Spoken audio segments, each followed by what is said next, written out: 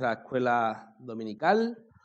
Seguimos con nuestro estudio de parábolas de Jesús. Hoy nos vamos a enfrentar a yo creo que de las parábolas más fundamentales de todas las que cuenta Jesús, más incluso que algunas que ya hemos visto, ¿no? Hemos visto algunas de las principales, de las más importantes. Por ejemplo, yo diría que una de las más importantes es la del sembrador, ¿vale? Es una parábola bastante importante. La parábola de los talentos y de las minas también es una parábola bastante importante. Y esta que nos toca ahora a veces, la tomamos como algo, digamos, una de estas parábolas secundarias o accesorias que no son tan importantes dentro de la serie de parábolas de Jesús, pero que yo creo que deberíamos considerarla como una de las parábolas principales, porque nos enseña y nos va a hablar, ¿no?, acerca de algo, ¿no?, que es fundamental en la vida cristiana y fundamental en el reino de Dios, ¿no? Así que vámonos a Mateo capítulo 18, versículos del 23 al 35. ¿Lo pone ahí 35 o pone 25? 35, vale. Es que le mandé a Wilfred una errata que era 25, pero no es 35. Si alguien lo puede leer, Mateo capítulo 18, 23 al 35.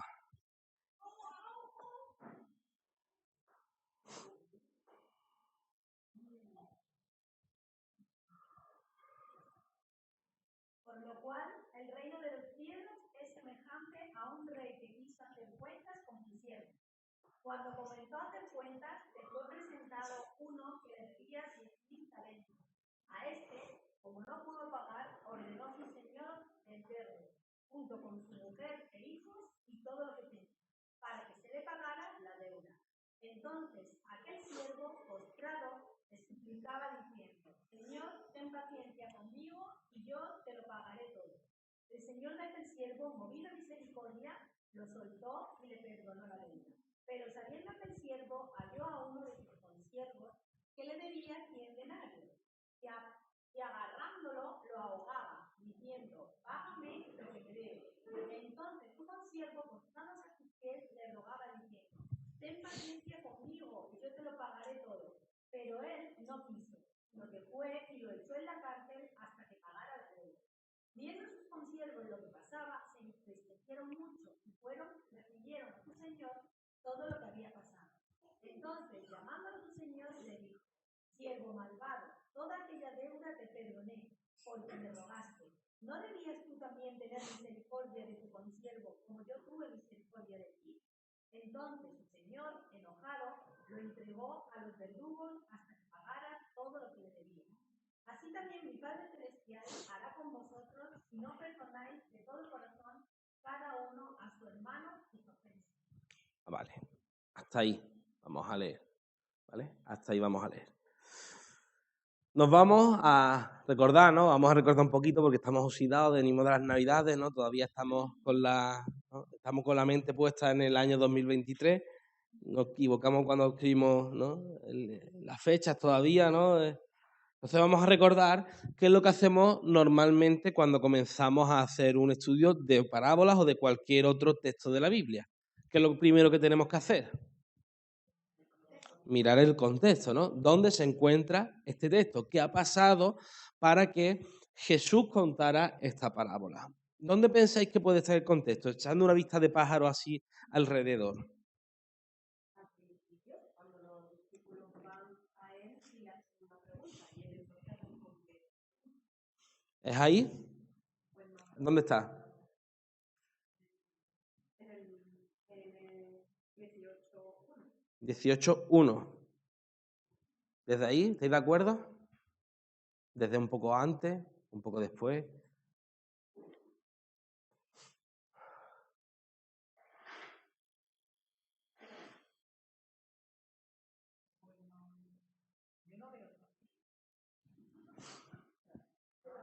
¿Dónde estamos ubicados? Vamos a decir, ¿vale? No sabemos, ¿vale?, dónde está ubicado. En el capítulo 18 no nos da ninguna pista, Pero si nos vamos al 17, vemos que está en Capernaum. De hecho, tenemos hasta la ciudad de Capernaum. Tenemos donde están localizados, ¿vale? Y el capítulo 18, habéis dicho bien, en el 18.1, comienza el capítulo ya con un conflicto, ¿no? Hay algo que ha pasado. ¿Y qué es lo que pasa? ¿Qué es lo que está pasando?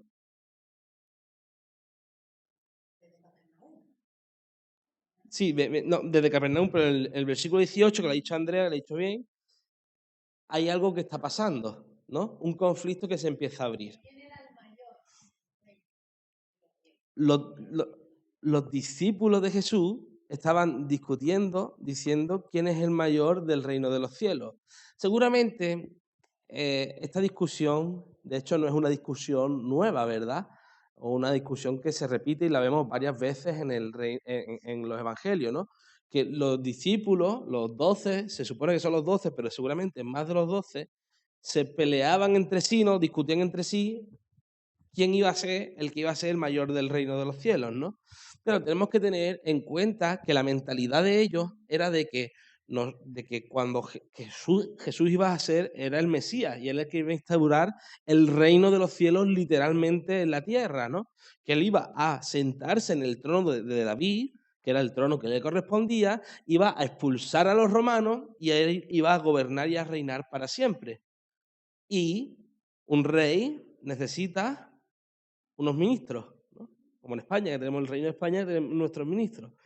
Entonces ellos estaban peleándose quién va a ser el primer ministro, quién va a ser el que se va a sentar a su diestra. De hecho, hay otra discusión que ocurre en otro momento, en concreto se nos dice los nombres de dos discípulos que le piden algo así a Jesús, ¿os acordáis? ¿Recordáis una discusión que ocurre?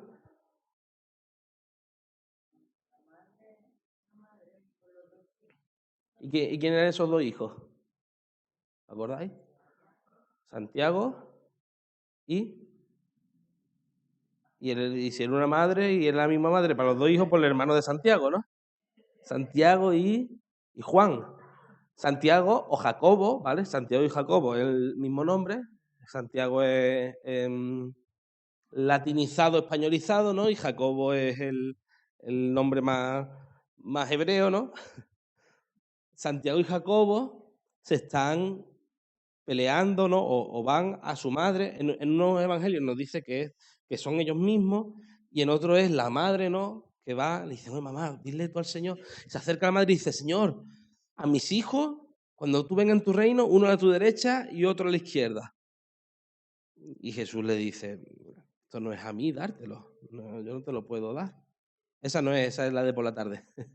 No te preocupes, déjala ahí. Y estoy viendo la diapositiva cambiar. Entonces, vemos que esta inquietud, este problema que tenían los discípulos no es algo nuevo. Los discípulos discutían entre ellos constantemente, ¿no? Competían entre sí para ver quién iba a ser el mayor en el reino de los cielos, quién iba a ser, si Jesús es el rey, quién va a ser el segundo del rey, ¿no? El mandamás, todos querían ser José, todos querían ser Daniel, todos querían ser el segundo en el reino de los cielos. Claro, Jesús les tiene que reprender constantemente a ellos, ¿no? ¿Quién es el mayor en el reino de los cielos? Y les dice Jesús, cogió a un niño y lo pone, y dice, si no volvéis como los niños, no vais ni siquiera a entrar al reino de los cielos. Porque cualquiera que se humille será enaltecido, y el que se enaltezca será humillado. Y claro, encontramos, fijaos, ¿no? Que el capítulo 18 comienza con una discusión entre los dos discípulos que llega hasta Jesús, llega hasta el maestro, y le tiene que poner parte. Y Jesús da, digamos, ciertas parábolas y llegamos al versículo 15, ¿no? Y Jesús da un consejo, ha pasado algo entre los discípulos. No sabemos qué ha pasado, pero podemos intuir, ¿no? Por lo que nos dice el capítulo de Mateo, que algo está pasando entre ellos. Hay algo, está el ambiente enrarecido, ¿no? Hay mal ambiente. Y Jesús le dice, por tanto, si tu hermano pega contra ti, ve y repréndele estando tú solo, tú y él solos. Si te oyere, has ganado a tu hermano. Mas si no te oyere, toma aún contigo a 1 o 2, para que en boca de 2 o 3 testigos conste tu palabra, toda palabra. Y si no los oyeres a ellos, dilo a la iglesia. Y si no oyere a la iglesia, tenle por gentil y por publicano. De cierto os digo que todo lo que atéis en la tierra será atado en el cielo, y todo lo que desatéis en la tierra será desatado en el cielo. Otra vez os digo que si 2 de vosotros se pusieren de acuerdo en la tierra acerca de cualquier cosa que pidieren, les será hecho por mi Padre que está en los cielos. Porque donde están 2 o 3 congregados en mi nombre, allí estoy yo en medio de ellos. Y entonces Pedro va y le pregunta, bueno, Señor, ¿hasta cuántas veces voy a tener que perdonar a mi hermano? ¿Hasta 7? Porque la ley, o la ley interpretada al modo farisaico, decía eso, ¿no? Que si tú perdonabas a una persona, podías perdonarlo hasta 7 veces una ofensa. Y una vez que llegara a las 7, ya podría, ¿no?, descartarlo. ¿Y qué le contesta Jesús? 70 veces 7, ¿cuántas son? 70 veces 7. 490. Jesús está poniendo un número. Claro, los fariseos habían puesto un número, ¿no? Dice, bueno, ¿cuántas veces puedo perdonarme con mi hermano? 7 veces. Tengo 7 y ya, pues. Y claro, Pedro dice, bueno, es que los fariseos nos están diciendo que nos tenemos que perdonar los unos a los otros hasta 7 veces. Y Jesús dice, no, 7 no, 70 veces 7. Jesús está haciendo una hipérbole. Jesús no está diciendo, bueno, tú tienes una libreta, ¿no? Dice, me he peleado con la hermana Alba, me he peleado 415. Y todavía la tengo que seguir perdonando, ¿no? Todavía tiene un poco de margen. De 75 más la tengo que perdonar. No es que vayamos apuntando, lo que está diciendo Jesús es que nuestro perdón tiene que ser sin límite. Y entonces ahí es cuando entra en la parábola. Y por eso digo que el contexto es importante, porque el contexto ya nos está enseñando, nos está mostrando, nos está dando pistas del centro de la parábola, del corazón el corazón de la enseñanza de Jesús. ¿Qué quería enseñar Jesús por medio de esta parábola? ¿Vale? Ese es el contexto. El contexto es una discusión y de esa discusión surge una pregunta de Pedro, ¿no?, sobre el perdón. Y claro, ahí tiene que ir, ahí es donde va Jesús. Dice, bueno, ¿queréis saber lo que es el perdón? Yo voy a hablaros acerca del perdón. Y lo hace a través de una parábola, ¿vale? Ese es el contexto. Ahora, elementos principales de la parábola. ¿Cuáles son esos elementos principales?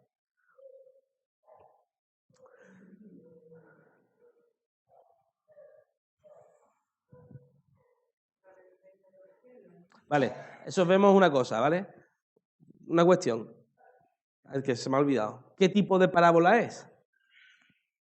En la clasificación, una parábola, si os fijáis cómo comienza la parábola. Entonces sabemos que es una parábola del reino de los cielos. Tenemos que estar atentos si la parábola va a decirnos qué es el reino de los cielos, o más bien, en este caso, no es tanto qué es, como el de la semilla, el reino de los cielos es semejante a una semilla, sino cómo funciona el reino de los cielos, o cómo debe de ser en el reino de los cielos, ¿vale? Pero el reino de los cielos no es un elemento, es más bien cómo está funcionando el reino de los cielos.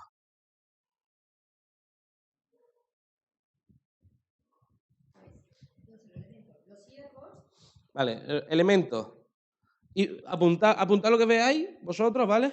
Echarle un vistacito a la parábola, apuntadlo y ahora me decís.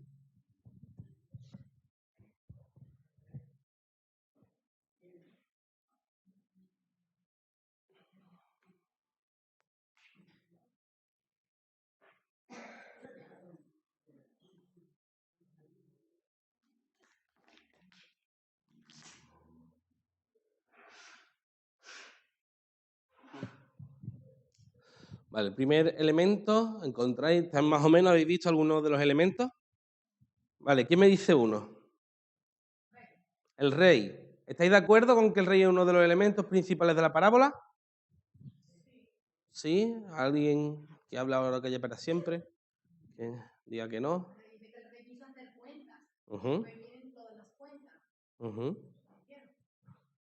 Entonces el rey vemos que es una de las parábolas, perdón, una de los elementos, ¿no? Principales. Vale, otro elemento principal. El siervo y consiervo, ¿no? O sea, vemos uno, ¿no? Que es otro protagonista, ¿no? El primer siervo, el primer deudor, podríamos decir, ¿no? El primer siervo. ¿Y qué más? ¿Alguna otra?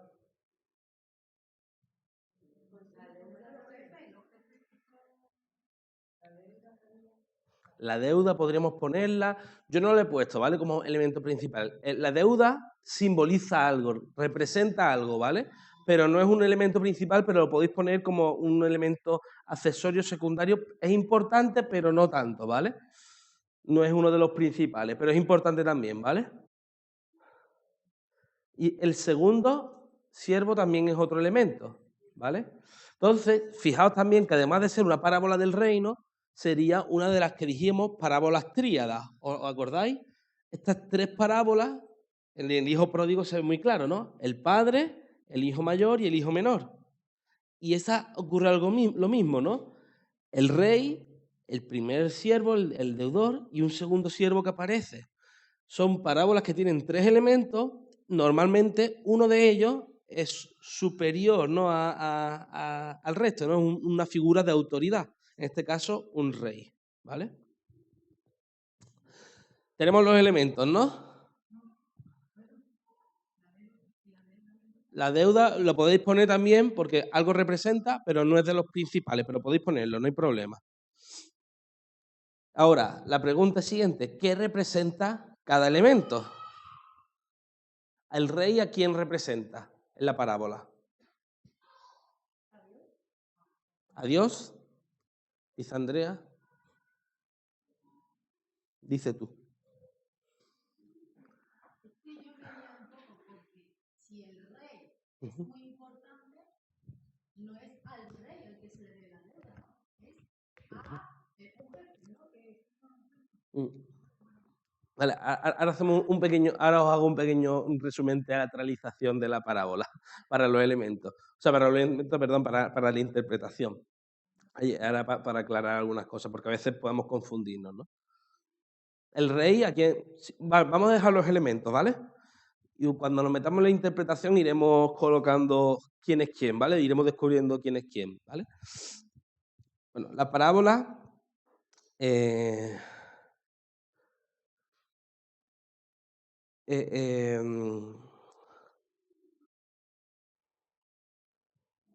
la parábola comienza así, ¿no? Un rey, un señor, un gobernante, es un rey que llega el momento de ponerse al orden las cuentas de su reino, ¿no?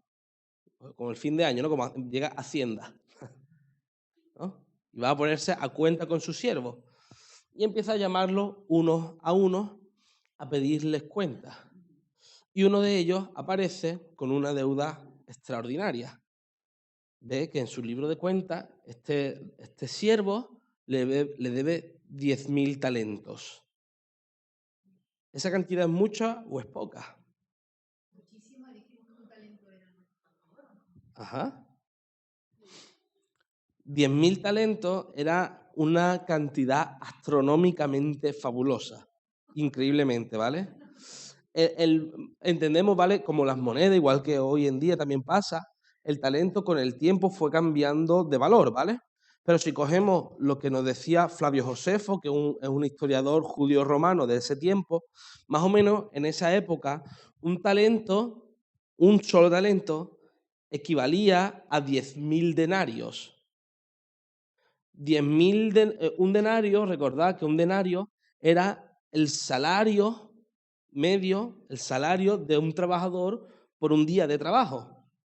10.000 talentos, perdón, un talento son 10.000 denarios, es decir, eso significa que un solo talento, para que un trabajador pudiera pagarlo, debería invertir 10.000 días en pagarlo, trabajando, sin consumir nada, solo para pagar la deuda.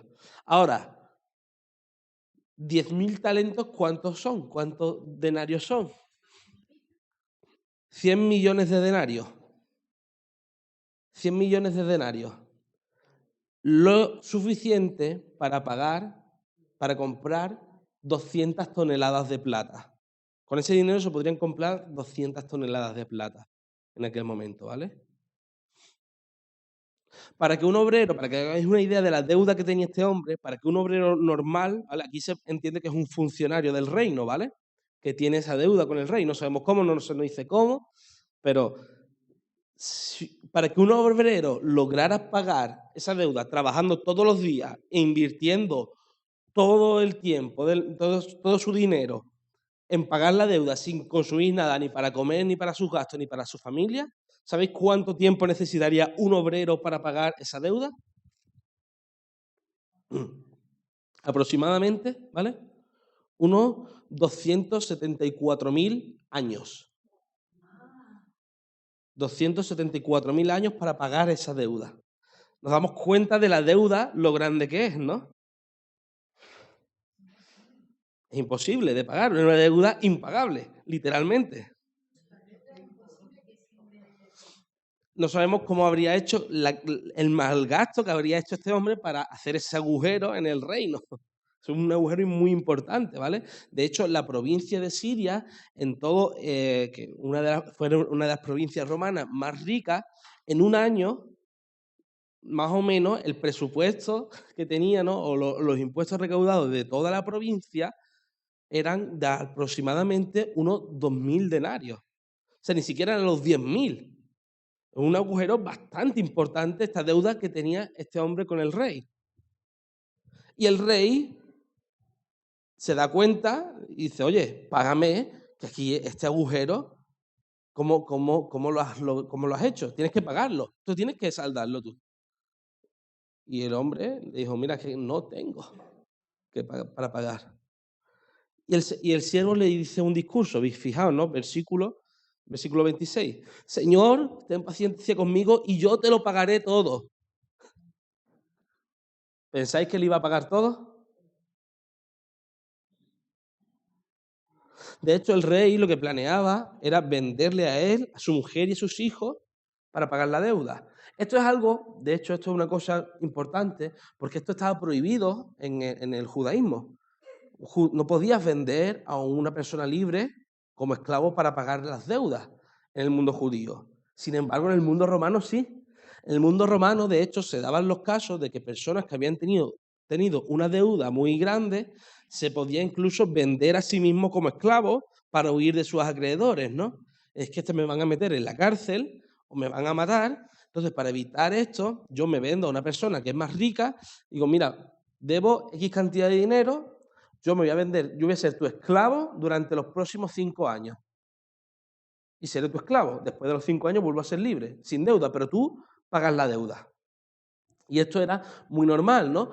A veces las deudas eran tan grandes que tenían que venderse como esclavos a perpetuidad, ¿no? Perder su libertad para salvar su vida muchas veces. Esto era algo común, pero no en el mundo judío, sino en el mundo romano. Y vemos que el rey quería vender o pretendió vender a su mujer e hijos y todo lo que tuviera para recuperar. De hecho, nunca iba a poder recuperar ni vendiéndole a este hombre, recuperaría el agujero que tenía. Un esclavo se vendía aproximadamente por unos entre 2.000 y 5.000 denarios. Denarios. Y este hombre debía 100 millones de denarios. Es una parábola, no es algo que ocurrió, no es una historia que ocurrió realmente, es una parábola que cuenta Jesús, ¿vale? Es una enseñanza. Pero claro, las personas de su época entendieron todo esto. Es decir, un hombre que tiene con el rey una deuda tan grande, tan impagable, imposible de pagarla. No puede pagar esa deuda. ¿Y qué va a hacer el hombre? Lo único que puede hacer es apelar, intentar tocar el corazón del rey, intentar que así le deje un margen o le perdone la deuda. El señor de aquel siervo dice, perdón, el siervo postrado le suplicaba diciendo, Señor, tú ten paciencia conmigo y yo te pagaré todo. Ya dijimos, no iba a poder pagar todo. Y el 27 le dice, el señor de aquel siervo, movido a misericordia, Le soltó. ¿Qué hizo? Y le perdonó la deuda. Le perdonó una deuda que no era... Si alguien os debe 200 toneladas de plata, toneladas, ¿sabes? Cada tonelada son 1000 kilos, ¿no? 200.000 kilos de plata.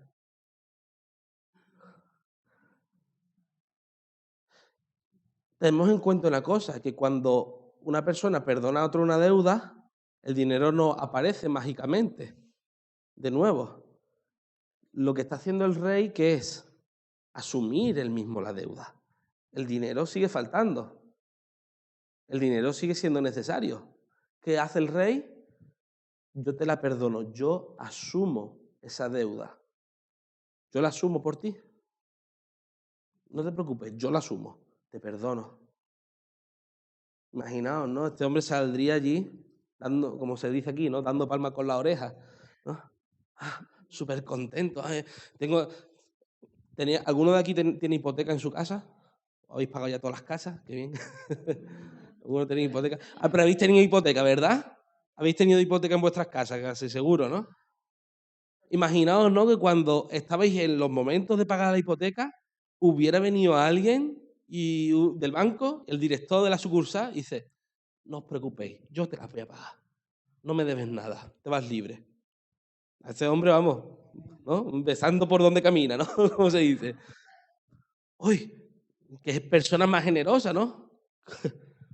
¿Cómo lo amamos, no? Este hombre salió así, contento, feliz.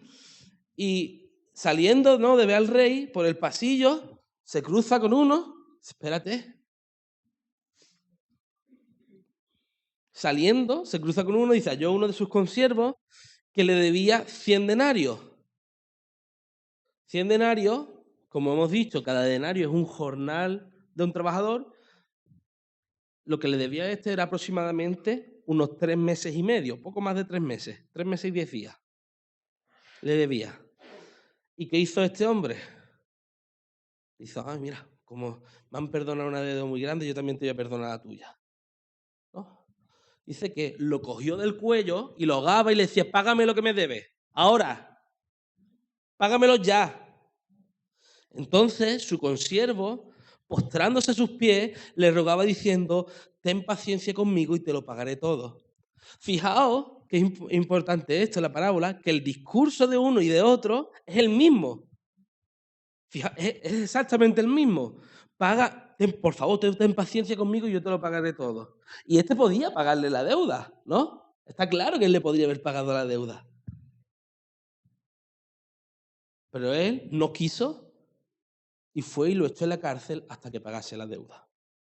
Hasta que le pagara los 100 denarios. Entonces los consiervos vieron lo que pasaron y fueron al rey y le dijeron, oye, aquel que le habías perdonado la deuda, ahora mira lo que ha hecho con este. Y el Señor le dice, ¿no debías tú también tener misericordia? Yo tuve misericordia contigo. ¿Cuánto te debía? 100 denarios. O sea, tú me debías 274.000 años de deuda y el otro te debía 3 meses y medio. Yo te perdono todo esto y tú no fuiste capaz de perdonar lo otro. Pues ahora pagarás por ello. Y lo entrega a los verdugos para que pagase la deuda. Esa es la parábola. Esa es la parábola. Ahora, la interpretación que quería enseñar Jesús con esto. Vemos un poco, una vez que lo hemos leído y hemos entendido la parábola, ¿entendemos quién va siendo quién en la historia? ¿Quién es el rey? Es Dios. ¿Estáis de acuerdo? ¿Sí? El rey es Dios. Jesús, Dios. Jesús como parte de la Trinidad, que a veces es difícil ponerle nombre, ¿no? Pero sí, en este caso es Jesús y es Dios también, ¿no? ¿Quién es el primer deudor?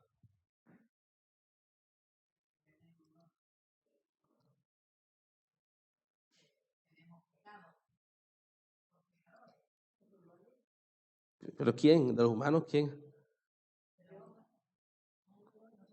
¿Lo habéis dicho? El primer deudor soy yo, no el pastor, sino yo, tú. Yo, tú. Somos nosotros el primer deudor. Somos yo, eres tú, soy yo. Somos tú y somos yo. Somos el primer deudor. Somos el que tenía la deuda. ¿Y quién es el segundo deudor entonces? Efectivamente. El prójimo, nuestro prójimo. A veces nos gusta, ya veremos la parábola del buen samaritano y también en la parábola del hijo pródigo lo vimos, ¿verdad? Nos gusta ponernos en la buena posición, ¿no? Somos el deudor, ¿no? El menos malo, ¿no? El bueno. Nosotros queremos ser el hijo pródigo, ¿no? El que, bueno, se va un pecador, pero vuelve y el padre lo recibe con alegría. Pero a veces no nos damos cuenta de que en lugar de ser los hijos pródigos, los hijos pequeños, el hermano menor, somos los mayores, que estamos donde el padre y amargados vemos cómo, ¿no? En el buen samaritano, ¿no? Queremos todos ser el buen samaritano, ¿no? Pero muchas veces somos o el levita o el sacerdote, ¿no? Que pasan de largo, cuanto menos a veces somos hasta los salteadores, los ladrones, ¿no? Que les roban. Muchas veces somos los ladrones que les roban. Nos gusta ponernos en la posición más cómoda, más bonita, en la virtud. Pero realmente Jesús estaba apelando y le estaba diciendo a los discípulos, vosotros sois como el primer deudor, este primero que fue al rey. Entonces, si el rey es Dios, si nosotros somos el primer deudor y el segundo es nuestro prójimo, ¿qué es la deuda?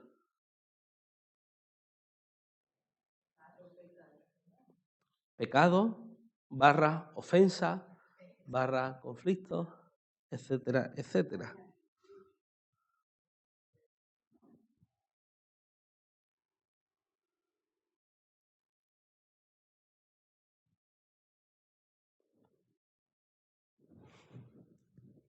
Lo tenemos claro, ¿no? ¿Quién es quién ahora? Vale, ahora ¿qué quería enseñar Jesús con esta parábola? La pregunta.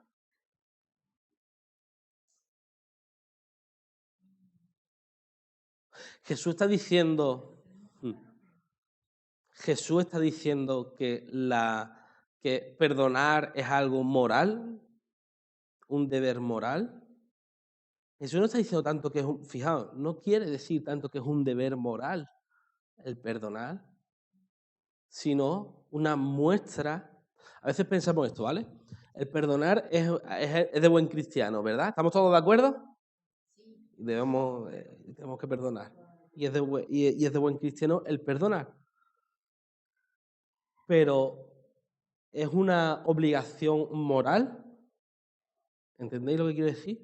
¿Es algo que estemos obligados moralmente como el no mentir? Jesús está expresando que el perdón no solamente es un deber, sino que es algo que nace de una experiencia personal, de algo que ya hemos vivido nosotros. El deber perdonar, ¿vale? El perdonar es un deber y de hecho, Jesús lo constituye como la base del reino de Dios. Nos damos cuenta en la parábola de esto, de que si ahora no quitamos las máscaras de los que están interpretando la parábola y descubrimos los personajes, nos damos cuenta que debajo del primer deudor estamos nosotros mismos y que la deuda de monedas no era una montaña de monedas, sino una montaña de pecados. Y vamos a Dios y Dios dice, tú sabes cuál es la paga de esto, ¿no? La muerte. Entonces, ¿qué tienes que morir? Y Él nos perdona. Y fijaos, por eso el rey es Dios, pero es Jesús. Porque en la parábola, ¿quién asume la deuda? El rey. Yo te la perdono, pero yo la voy a tener que pagar. Yo tengo que sacar ese dinero. Yo tengo que pagar esa deuda. Y es Jesús Jesús es el que viene y el que paga la deuda. Dice, no, tú tendrías que morir, pero en lugar de morir tú, voy a morir yo en tu lugar. Y voy a perdonar todos tus pecados. Todos los pecados. Los pequeños, los grandes, los más graves, los menos graves. Para Dios todos son igual de graves, ¿no? Voy a pagar los pasados, los presentes, todavía los por cometer. Voy a perdonarlo todo. Todo, yo te lo voy a perdonar. Dios perdona algo impagable. ¿Y cómo lo hace? La pregunta es para vosotros. ¿Cómo lo hace? Muriendo en la cruz. Lo da absolutamente todo para perdonarnos a nosotros los pecados. Y ahora nosotros somos libres de ese pecado y somos libres para vivir las vidas que Dios quiere que vivamos. Y ahora, ¿qué hacemos nosotros? Nos vamos como el siervo contento, ¿no? Por el pasillo. ¡Ah, qué bien, qué libre soy! Pero después vemos a mi hermano, a mi hermana, y cómo reaccionamos.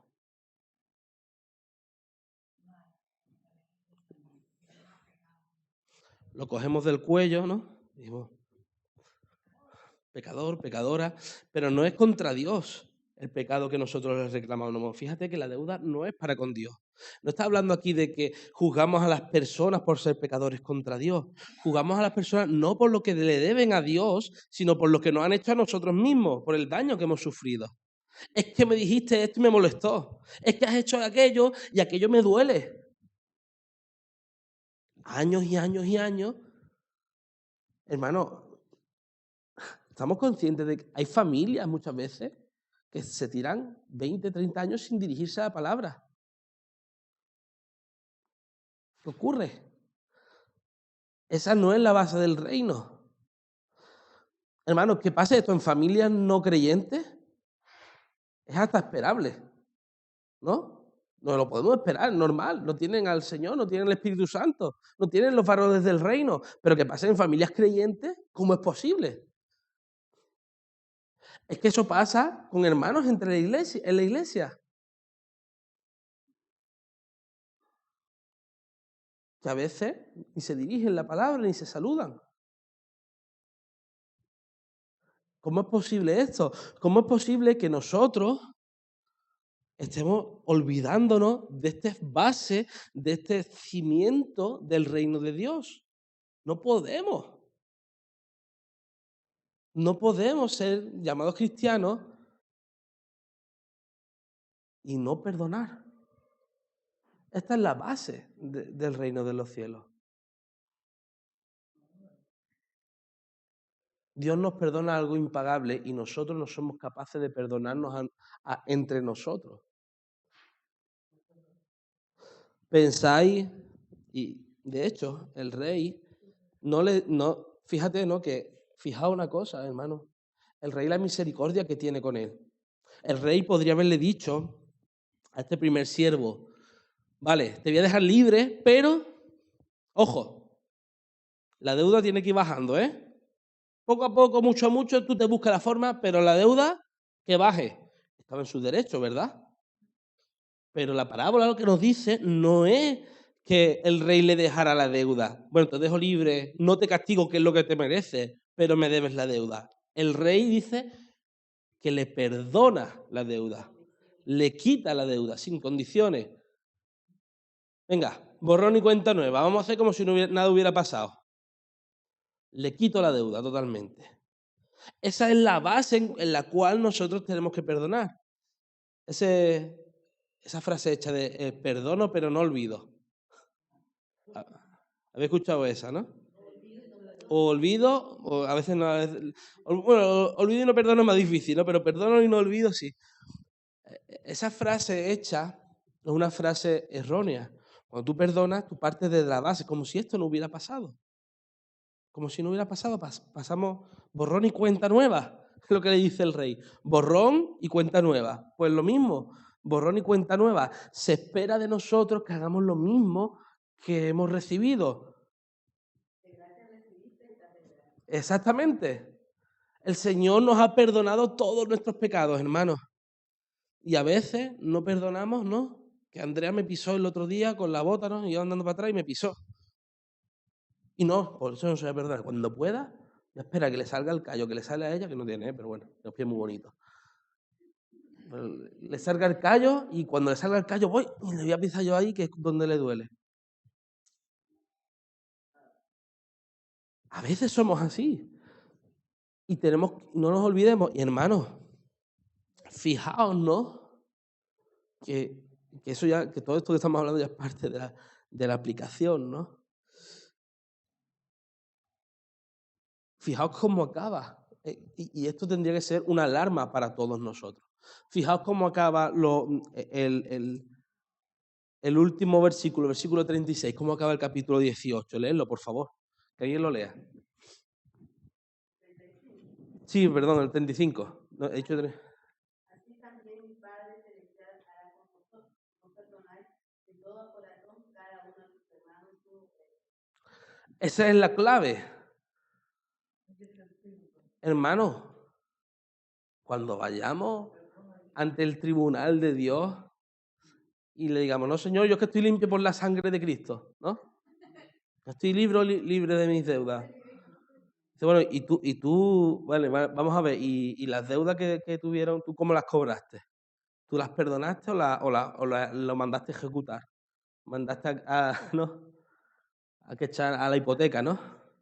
¿Cómo perdonaste tú? Fijaos, esta es la base del reino de los cielos. Si no empezamos por ahí, por el perdón, no podemos ser del reino de los cielos.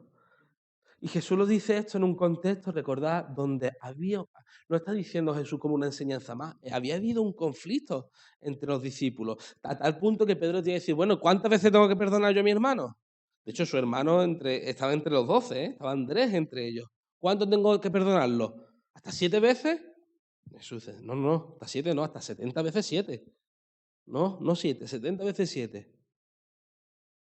Es que Dios nos ha tratado así, nos ha perdonado todo. ¿Cómo no vamos a tratar nosotros entre nosotros? Lo que se espera de nosotros es que nos perdonemos. Fijaos, por favor, que alguien lea Mateo 6, 14 y 15.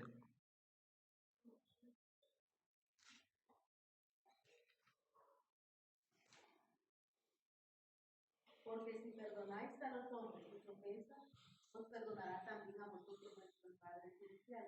Mas si no perdonáis a los hombres sus ofensas, tampoco vuestro Padre os perdonará vuestras ofensas. ¿Y dónde se encuentra ese texto? ¿De qué está hablando Jesús ahí? Está enseñando el Padre Nuestro, ¿no? Vosotros oraréis así. Padre nuestro que estás en los cielos, santificado sea tu nombre.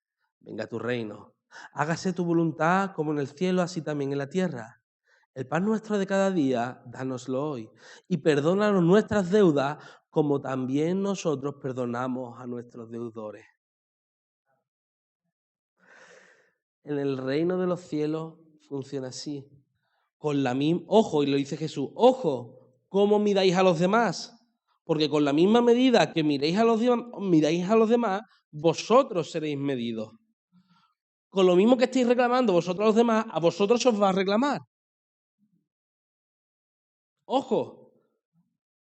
No sé si habéis visto, han salido, bueno, ahora están saliendo, ¿no?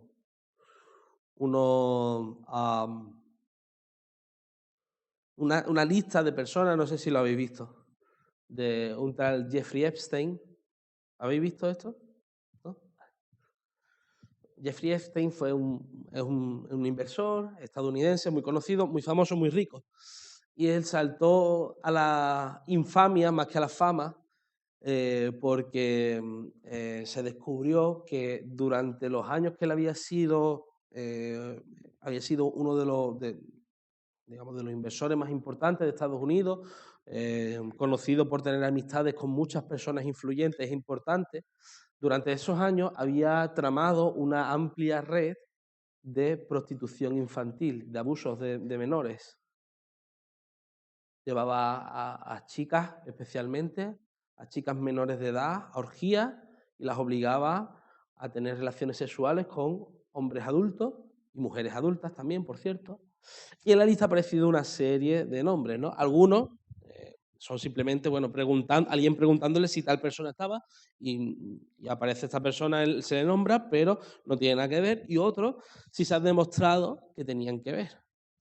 De hecho, algunos de los nombres saltan a la vista por ser personas conocidas por su, vamos a decirlo así, altas inquietudes morales, ¿no? De cara a la galería eran moralmente perfectos. Personas que han llevado a cancelar a otras personas, ¿no? A destrozarle la vida a otras personas, la persecución de delitos de la misma índole. Y resulta que estas personas que eran los mayores activistas contra esto, resulta que ellos también, por otro lado, en lo oculto, eran los perpetradores. Con la misma medida con la que midieron, acabaron siendo medidos. Esto es un ejemplo histórico, ¿vale? Pero hermanos, tenemos que aprender a medirnos, ¿no? ¿Cómo nos medimos los unos a los otros? A perdonarnos. ¿Cómo nos perdonamos los unos a los otros? ¿Cómo vamos a hacer para perdonarnos? A veces es difícil. Y os voy a contar creo que lo he contado ya, pero no pasa nada, aunque me repita. Un ejemplo real, personal, ¿vale? Ministerial me pasó. Me pasó en la anterior iglesia donde estaba pastoreando. Una hermana, estábamos en la escuela dominical, ¿vale? Como ahora. Y entró una hermana, como cada domingo, y yo la veía llorando, llorar mucho. Yo, a lo mejor estaba tocándole el Señor, pero no era el caso, ¿no? Pero bueno, después de la escuela dominical, fui, ¿no? La llamé al despacho para hablar con ella. Oye, hermana, ¿qué te pasa? Que te veo. Y me contó, ¿no? Yo, de hecho, ya la conocía, esta hermana, bastante bien, porque además había estado haciendo discipulados con ella, ¿no? Y llorando, ¿no? Porque, bueno, había una amiga suya que habían tenido una discusión, habían peleado, habían tenido una trifulca esa misma mañana, ¿no? Y estaba muy dolida, muy enfadada, y claro, estaba muy mal, ¿no? Muy mal, muy dolida. Y yo estaba escuchándole, ¿no? Y bueno, pues intentando un poco, pues, calmarla, ¿no? Consolarla un poco. Y en medio de la conversación, ella me dijo, dice, pastor, no me vayas a decir que la tengo que perdonar, ¿eh? Porque ella ya sabía, ella sabía lo que, porque ya habíamos hablado de este tema, del tema del perdón, ¿no? Había una persona que no, yo perdón porque voy a pedir perdón, yo no he hecho nada malo, ¿no? Que le costaba pedir perdón y perdonar a otros, ¿no? Me decía, el pastor, no me diga que le tengo que perdonar. Y yo la miré y le dije, hermana, cierto, hoy no te voy a decir que la tienes que perdonar hoy, porque está la herida reciente. Es normal, estás dolida, estás enfadada, hoy no la vas a perdonar. Yo no te voy a pedir que lo hagas hoy, ahora mismo, en este momento. Pero ten en cuenta que cuando te calmes y tal, tienes que perdonarla. No, yo no la voy a perdonar. Y le conté, de hecho, esta parábola. Y dije, mira, hermana, si tú quieres que yo te diga otra cosa, no te lo voy a decir. Yo te digo lo que dice la palabra de Dios. La palabra de Dios que nos exige que tenemos que perdonarnos. Si realmente hemos sabido, si realmente hemos disfrutado el perdón del Señor de todos nuestros pecados, de toda nuestra deuda, que la asumió Él mismo, ¿cómo no vamos a perdonarnos a nosotros, los unos a los otros? En lo más mínimo, no existe nada, hermano, no existe nada que otra persona nos haga a nosotros que sea comparable a lo que nosotros le hemos hecho a Dios con nuestro pecado. Eso es lo que viene a decir la deuda. Por eso vienen estas dos magnitudes, ¿no? De deudas tan grandes. Esos 10.000 talentos, esos 200, ¿cuánto eran? 274.000 años. 274.000 años de deuda contra los 3 meses y medio de deuda. Porque no hay nada que nadie nos haga que sea igual a lo que nosotros le hemos hecho a Dios. Y sin embargo, Dios nos ha perdonado de nuestros pecados y nosotros no seremos capaces de perdonar los pecados de los demás, lo que nos hagan. Esa es la magnitud. Parecen cosas absurdas, ¿verdad? Lo vemos como algo absurdo, pero pasa. Por cierto, esta persona me dijo, pues yo no le voy a perdonar, se acabó, tal, y dejó de hacer discípulos conmigo, ¿vale? Lo digo, ya no, dijo, no, pues vamos a dejar, creo, 2 días después me dijo, mira, pastor, creo que lo vamos a dejar el discipulado. Pues yo de hecho le dije, digo, yo si quieres que te diga otra cosa, búscate a otro pastor. Ahí fue un poquillo duro yo, pero bueno, porque no le podía decir otra cosa diferente, no puedo decirle otra cosa diferente, ¿no? Y la cuestión es esa. ¿Qué pasa? ¿Cómo vamos a reaccionar? Esta es la base del reino de los cielos. Sí, perdón. En ese momento que no perdona, está siendo más la persona del mundo. Ujú. Eres cristiano, no puedes dejar de ser cristiano por un tiempo para después seguir Ujú. siendo cristiano. Y actuando ahora sí, ahora no. No, no. Pero ¿por qué no perdonan? Porque se sienten tan heridas y dan más importancia a su propia opinión, de su propia, no sé, Hay, ¿por qué la gente no no es. No, trabajar más? Yo olvido ujú. que no sé por qué, porque alguna digo, esta no. En ese momento, ¿no? Que te Ujú. pone, pero después yo tengo facilidad para olvidar. Y lo que me parecía de pronto, digo, ay, que no me Vale. pero hay otras personas, ¿no? Que tienen una memoria, ¿no? Hermano, voy a hacer una pregunta. ¿Podemos enfadarnos? Él le ha dicho a hermana Alma, airaos, pero no pequéis. Mira, ¿sabes? ¿Podemos a veces sentirnos con ansia de venganza? ¿Podemos? Por supuesto. Somos seres humanos. Podemos. Pero ¿cómo lo maneja? La cuestión es cómo manejamos esto. ¿Sabéis? Mira, en la palabra de Dios hay una serie de salmos que a veces no los encajamos y no los cogemos para lectura devocional aquí en la iglesia, menos mal, ¿no? Hay salmos que literalmente lo que dice es, Señor, estrella las cabezas de los bebés de mis enemigos contra las rocas, ¿no?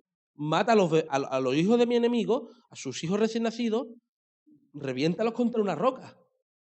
Reviéntales la cabeza contra una roca. Dice eso, literalmente eso. Eso es un salmo imprecatorio de una persona airada, enfadada. ¿Pero qué hace? Va a Dios y, Señor, yo es que me siento así.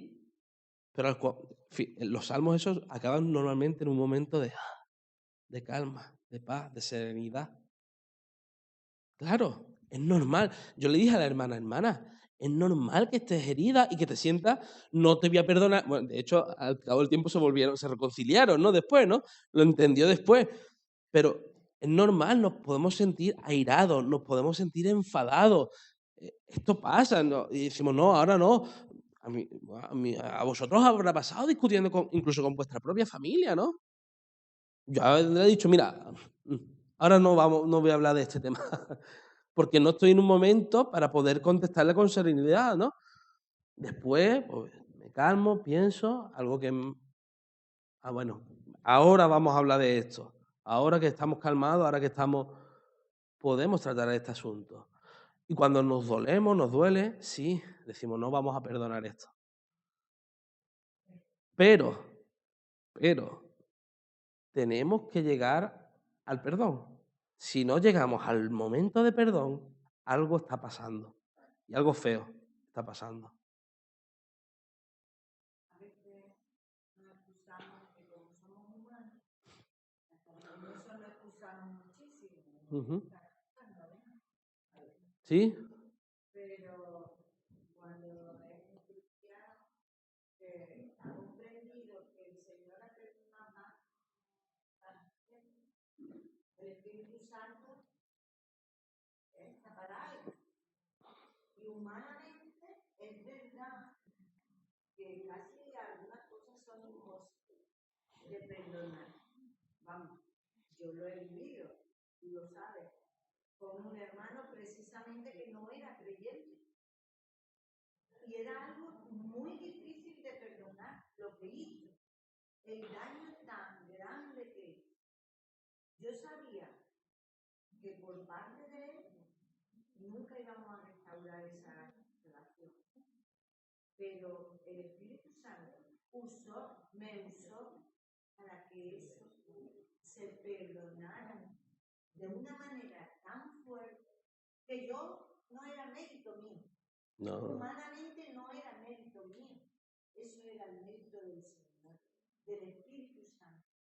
Mi hermano necesitaba ser perdonado, aunque él no se daba cuenta.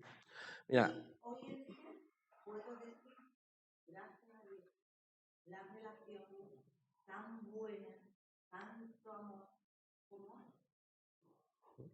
Entonces, a veces nos excusamos en lo que digo, es que como somos humanos, es que me ha hecho, no, perdona.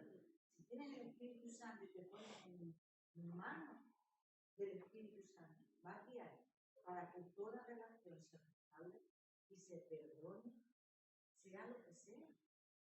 Pienso. Es la base cristiana, si no, es el hijo del cristianismo. Sí, si no, no vale nada. Entonces somos iguales que los niños. Y antes, una pregunta que quedó Ruth, que dejé sin responder es, ¿por qué hay personas que no son capaces de perdonar? Muchas veces es problemas de ego, ¿vale? De yo primero, ¿no? Y de no haber entendido esto, ¿no? ¿Qué nos dice? ¿Os acordáis el himno cristológico de Filipenses 2? ¿Cómo comienza? ¿Os acordáis? ¿No? Que dice eso de no pensar, considerando a cada cual como superiores a vosotros mismos. Haya pues en vosotros este mismo sentir que hubo en Cristo Jesús. ¿Qué es lo que hizo Jesús? Humillarse para amarnos. A veces tenemos que hacer eso. A veces incluso llegar a... Hay asuntos en los que para romper ese ciclo de rencor, de odio, tenemos que ceder, tenemos que asumir la deuda. Decir, ¿no? De los 100, no de los 10.000 talentos, pero sí de los 100 denarios, de asumir la deuda y decir, bueno, pero yo te voy a perdonar. Yo te voy a perdonar. Ya está. Borrón y cuenta nueva. Hay un caso real muy impactante sobre esto. Ocurrió en Ecuador, no recuerdo ahora mismo el nombre de la tribu, de unos misioneros americanos que fueron a Ecuador, a una de estas tribus que hay todavía, pues sabéis que en el Amazonas hay tribus que han tenido muy poco contacto con el hombre blanco, ¿no? Y fueron a una tribu, no recuerdo el nombre, que era bastante inaccesible, pero fueron ellos con sus esposas y sus hijos.